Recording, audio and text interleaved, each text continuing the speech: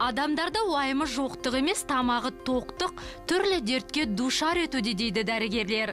Қазақы қонақ жайлығымызбен ет жеуге деген құштарлығымыз өтімізді толтырып, өмірімізді қысқартуы мүмкін.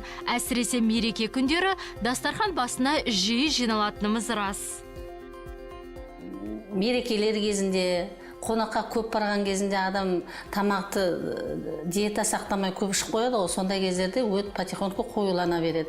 Өттің қоюлану деген, ол өттің жүретін жолдарында, өттің қабында өт қоюланып, шекке дұрыс түспей қалады.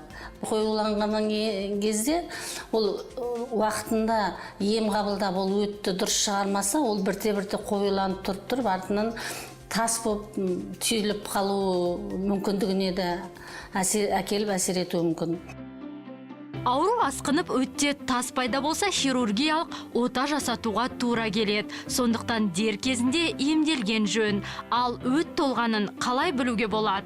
Жүрек айниды, адам лоқсиды, оң жақ қабырғаның асты сыздап ауырады. Іш қатып, адам өзін жайсыз сезіне бастайды.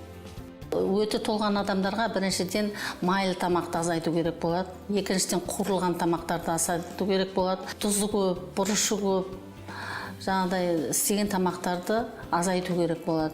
Қазіргі заманда жастар көбіне роллы дейді, суши дейді, немесе тағы да тұздалған тамақтарды көп жейді, сондайларды азайтқан дұрыс болады.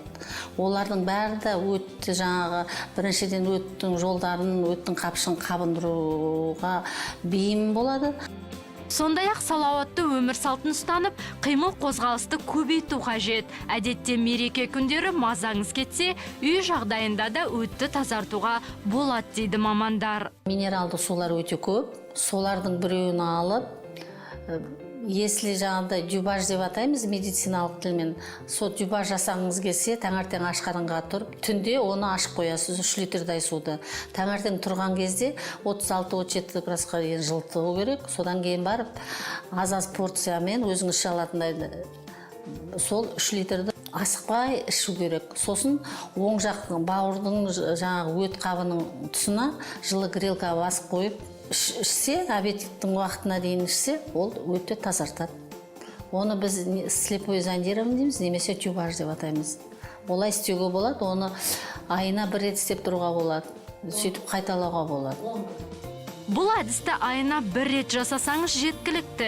Сондай-ақ таңертеңгі уақытта аш қарынға минералды су ішкен де пайдалы. Бірақ оны 2 аптадан артық ішуге болмайды. Ауру астан демекші, ең бастысы тамақты талғаммен ішуді әдетке айналдырған жөн.